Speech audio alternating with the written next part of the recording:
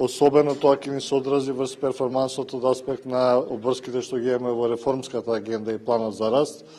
со што се поврзани многу финансиски средства, меѓутоа пред се тие се реформи за нашата држава и нејзината поголема функционалност и демократичност. Во прв план, често тоа го истакнувам, и јас и нашиот сектор, но и меѓународната заедница, се игнорира и понатаму Законот за висока раководна служба. Тоа е закон кој што треба да го намали влијанието на политичките партии при именувањето на јавни функционери, значи во работувањето во јавната администрација и контролата врз административците на земјата, со што би требало да се обезбеди поквалитетна, попрофесионална услуга, и апелирам уште еднаш, тој закон одамна требаше да се донесе, иако сме земале обврска, се уште не се става на дневен ред.